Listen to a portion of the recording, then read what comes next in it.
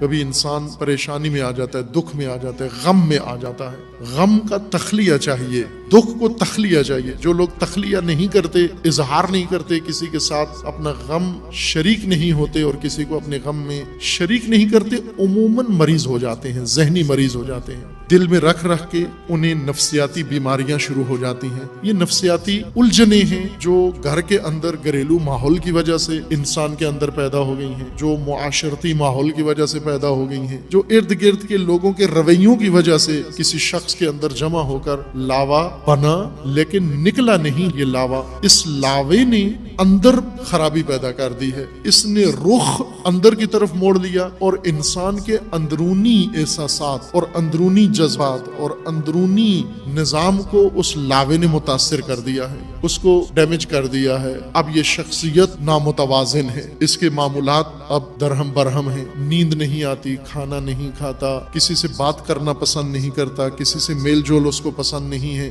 علیحدہ رہتا ہے، خلوت میں رہتا ہے، اپنے غم میں کڑتا رہتا ہے۔ علاج کیا ہے اس کا؟ علاج یہ ہے کہ کوئی ایسا قابل اعتماد جس کو یہ مانتا ہو، اعتماد کرتا ہو، وہ اس کی بات سنے۔ ایسے مریضوں کو عموماً لوگ سمجھانا شروع کر دیتے ہیں۔ انہیں سمجھاؤ نہیں، ان سے سنو، انہیں بتاؤ کہ کیا ہے تمہارے دل میں، جو دل میں ہے اگل دو، نکال دو۔ میں سننے کے لیے تیار ہوں۔ سننے کے لیے تیار یہ نہیں ہے کہ آپ موبائل سے کھیل رہے ہوں اور اسے کہیں کہ آپ بولتے رہو میں سن رہا ہوں، نا، اس کی گفتگو میں شامل ہو جاؤ، ایک ایک نقطے کے اوپر رد عمل دکھاؤ۔ اگر وہ دکھ کی بات کرے، اظہار افسوس کرو، اگر خوشی کی بات کرے، خوشحالی کے تاثرات اس کے لیے آپ اپنے چہرے کے اوپر لے آؤ، اس جیسے بن جاؤ آپ۔ وہ یہ سمجھے کہ جو مجھ پہ بیت رہی ہے یہ اس کو مکمل طور پر سمجھ رہے ہیں۔ اس سے وہ شخص ہلکا ہو جاتا ہے، سبک ہو جاتا ہے اور نارمل ہو جاتا ہے، معمول پہ آ جاتا ہے۔ یہ وہ علاج ہے اس کے لیے جس کو آپ ڈپریشن کہتے ہیں، جو دباؤ ہے، نفسیاتی دباؤ ہے، عموماً ہو جاتا ہے بعض لوگوں کو۔ کیوں ہو جاتا ہے؟ گھر والوں نے پیسے نہیں دیے،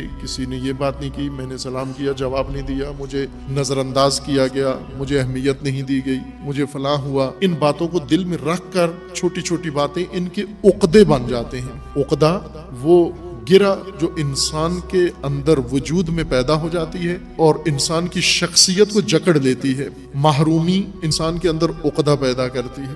وہ لوگ جو محروم ہیں اور حسرتیں بہت زیادہ ہیں، جی بہت کچھ چاہتا ہے لیکن ہاتھ پلے اور جیب میں کچھ بھی نہیں ہے، گھر والے انہیں نہیں دیتے۔ اس کا جی چاہتا ہے اس کے پاس بہت اچھا موبائل ہو اور گھر والے اسے چائنا کا لے کے دینے کے لیے بھی تیار نہیں ہے۔ یہ موبائل زدہ، یہ عقدئی ہو جاتا ہے۔ لوگوں کے پاس دیکھتا ہے اچھے اچھے موبائل اور احساس محرومی میں مبتلا ہو کر اپنے ماں باپ کی نسبت بدبین اور بدگمان ہو کر، اپنے بھائی بہنوں کی نسبت بدبین اور بدگمان ہو کر، اس کے دل کے اندر ایک نفرت کا عقدہ پیدا ہو جاتا ہے اور دل کے اندر چھپی ہوئی نفرت یہ پھر اپنا اثر کرنا شروع کر دیتی ہے۔ جب اس کا اظہار نہیں کرتا تو اندر خرابی مچانا شروع کر دیتی ہے۔ عقدے نہ بننے دیں، محرومیتیں عقدہ نہ بنے۔